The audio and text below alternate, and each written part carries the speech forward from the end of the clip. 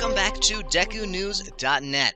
I'm Jeremiah the Deku Scrub, and let's start with some uplifting news. Lon Lon Milk has sold out for just the second time in the history of Lon Lon Ranch, helping to save the ranch from going bankrupt.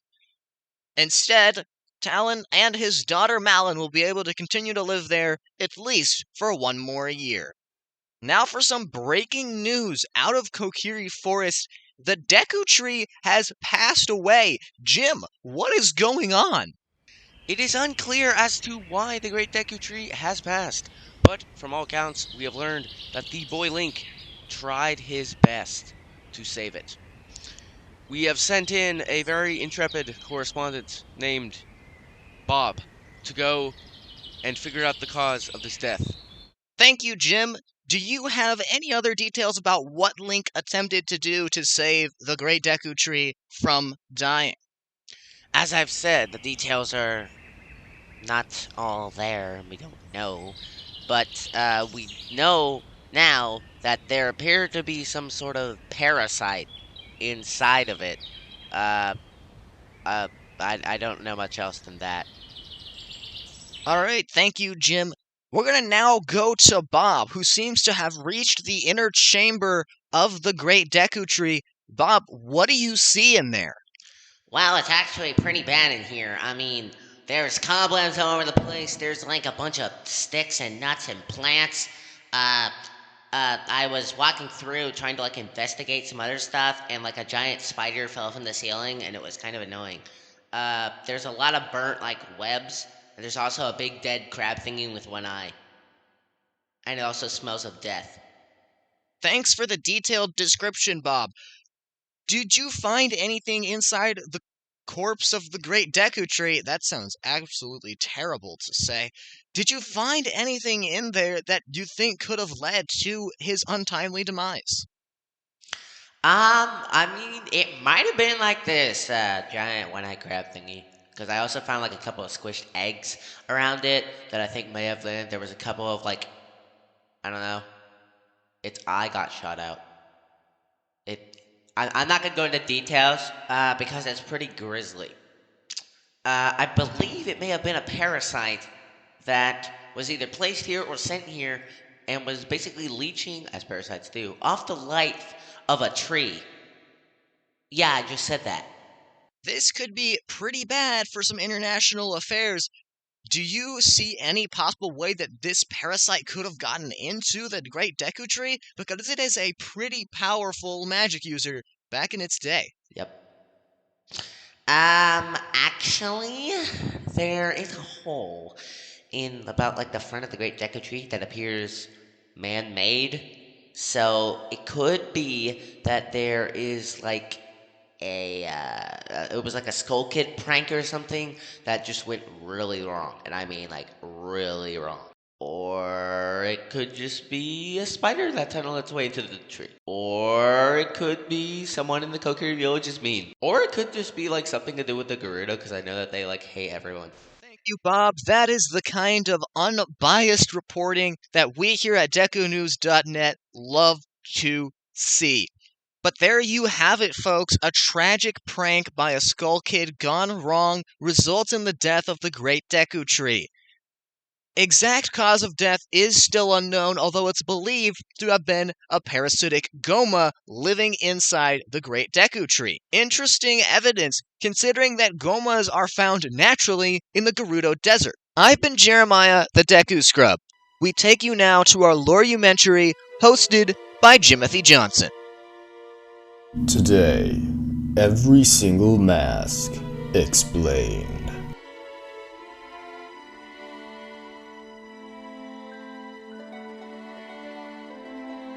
The Bremen mask is a chicken mask that makes you make who goes into puberty. The all-night mask is probably the worst mask in the game because it basically just keeps you awake.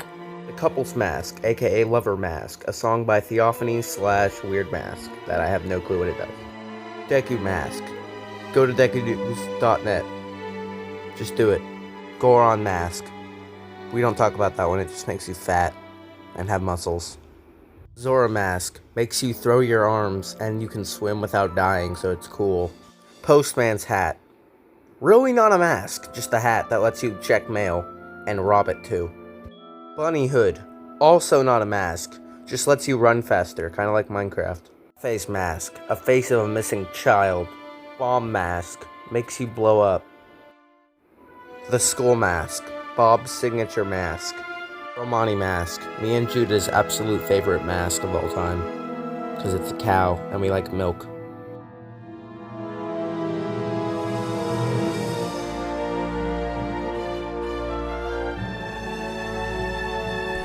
The Masks of The Legend of Zelda: Majora's Mask.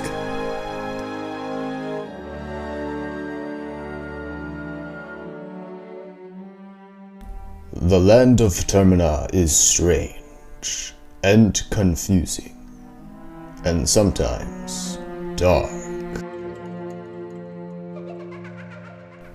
The masks made in that world reflect this reality. Each mask tells its own story of a 3-day cycle, a tale, if you will, that is spun by the choices of its characters.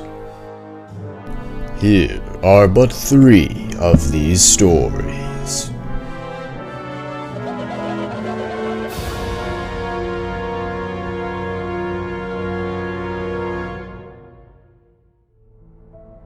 The first story we will tell is that of the Deku butler's son. He was found in the forest, twisted, gnarled, dead. Nobody knows what caused him to be like this, but his soul was imprisoned in the Deku mask until it was set free by Link himself. The Deku butler found his son and was heartbroken at the revelation. Our second story follows Darmani, a great hero among the Gorons at Goron Village. He was beloved by all his peers, but especially the Goron Elder's son, who called him Dark. A demon had been wreaking havoc on Goron Village, and Darmani, being the hero that he is, decided to destroy it, all by himself. He thought that he could drive away the demon all alone. Sadly, Darmani did not make it to the Snowhead Temple, and now lingers as a spirit. Now Darmani can only watch as his village is buried and destroyed by the demon's blizzards. After Link gains the Lens of Truth, he can see Darmani, who leads him to his tomb and begs Link to help him, to heal him. Link does this by playing the Song of Healing. Our third story is that of Mikau the Zora. He belongs to a band called the Indigo Goes in the Great Bay. But when his girlfriend's eggs are stolen by Gerudo pirates, Mikau pursues them to recover and find the eggs. He infiltrates their fortress, but gets caught and is tortured. Tossed into the ocean, he drifts through the Great Bay until Link finds him and pushes his body to shore. With his dying breath, Mikau tells Link about Lulu's eggs and asks Link to construct his grave. By playing the Song of Healing, Link helps Mikau pass on and receives the Zora mask. Herein lies Mikau, the legendary guitarist of the Zora tribe. He is to be remembered in song, and his lyrics are written here. These are but 3 of the tales of the masks of Termina.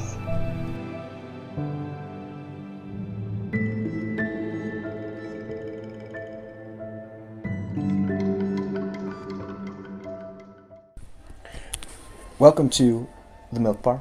Welcome back to the Milk Bar. Yeah, welcome back. This is the second episode, I think, probably. Maybe.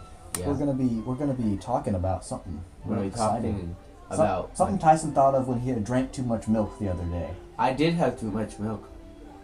Yeah, and he thought of this crazy thing. Yeah, but this thing This thing I'm has talking made about, an episode it has turned it into an episode. because of how crazy it is. Yeah, because Tyson, like, he said it, and then I was like, that is the most crazy statement you ever said. It slightly In the world makes of Termina. sense. Yeah, in the world of Termina. And it slightly makes sense, but you also sound loonier than a Zora with an electric guitar. I think they sound cool. See, that's the point. That's like, because you think that it's cool, and I think that it's loony. Okay. So, yeah, thanks for listening so far to the Deku Buds podcast. You're here. You've made it. You made it to the last segment of episode 2. Yeah, that means that you've listened to like 45 minutes of us at this point. Yep. Because 30 for last week-ish and Yeah. And 15-ish for this week. 15 or 2 weeks. We don't know how many weeks is working yet. Yeah. But either way, we're excited you're here. We're excited we're here. I'm Tyson. I'm Judah. Yeah, that's how that works. That's definitely. I'm wearing a nutty mask. Yeah, I'm wearing a Romani mask. No, I'm wearing a nutter mask Oh. with your soul in it. Does my mask have a bunch of eyes on it? You know, Yeah, because Eyler. Eyler. I assume that the lore Yeah, episode for this week was talking about every single mask. Let's do that. Is it? Episode 2 will be about every single mask. Oh yeah. Yeah. All right. Obviously, we're not recording these together. We're recording them separately. Yes, but we do. shh, don't tell anyone that. This is the Milk Bar where we drink milk and talk about Tyson's wild lore upending theory. Yes, my lore pending theory. So, what is this theory? Give us your best pitch on if this is a theory at all. All right. So I've been thinking a lot of this while playing Breath of Water Kingdom. So there is the Termina and other realms type items and weapons in Breath of Water Kingdom. How do they get there? We hear from Misko. The bandit is supposedly responsible for bringing them here. And I think that this has something to do with the Lost Woods being able to transcend dimensions. Maybe not just the Lost Woods, but as we see, the Minish Woods in Minish Cap is also very, very, very similar. The Farron Woods has a different type of things. Twilight Princess, it's a little different.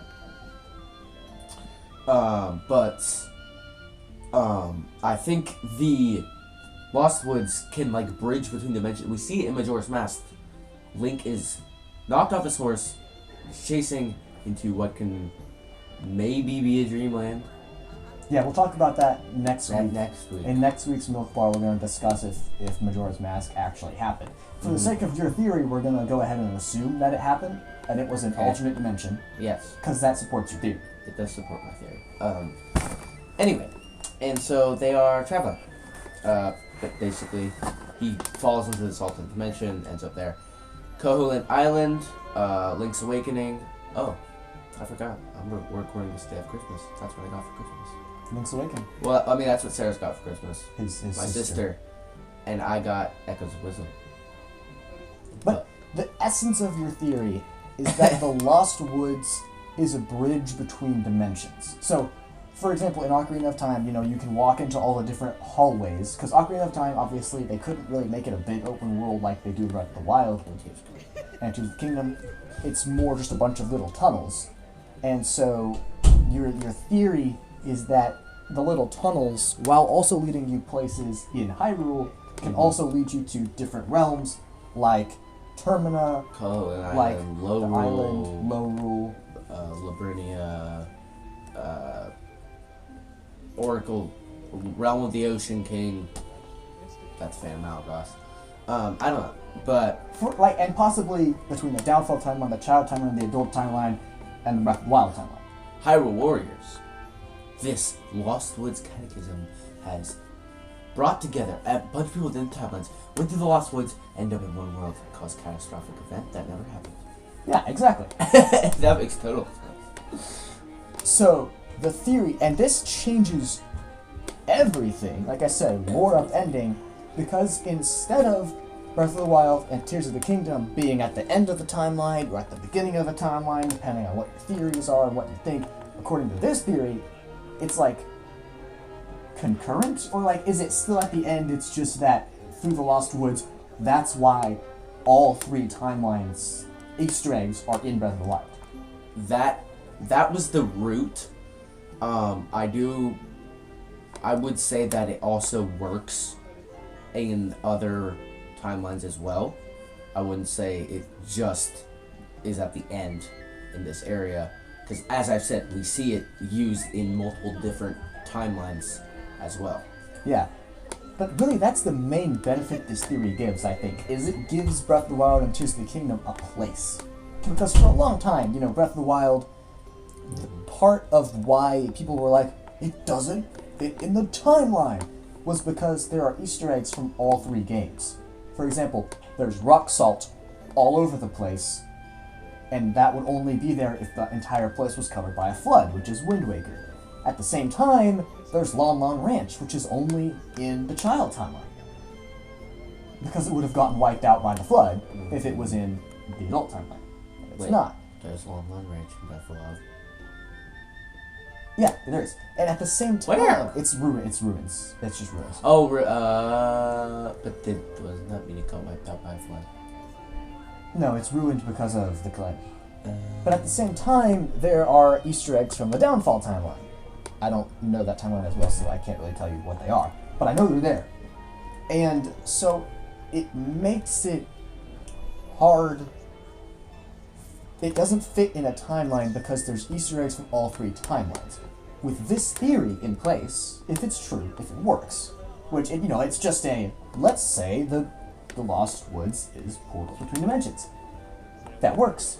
Because now, you've got a way for Easter eggs from all 3 games to get into this dimension of Tears of the Kingdom. Yeah. Breath of the Wild. Yeah, so that's my lower opinion. Not the biggest, oh, that can't be true, but it is something I think true Zelda fans.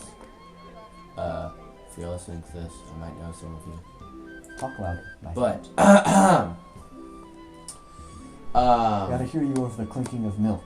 yeah, there's too much and there's weird Too many other patrons in this milk bar clinking their jars. Go away, together. Gorman. Yeah, He's trying to give me a tip. this does 2 things. Why don't I mean, I? it does more than 2 things. This theory does more There's than also 2 a things. cow in here. It does more than 2 things. But the 2 big things it does. Hey Judah, we're putting the dessert away, so if you want something, you can get it right now.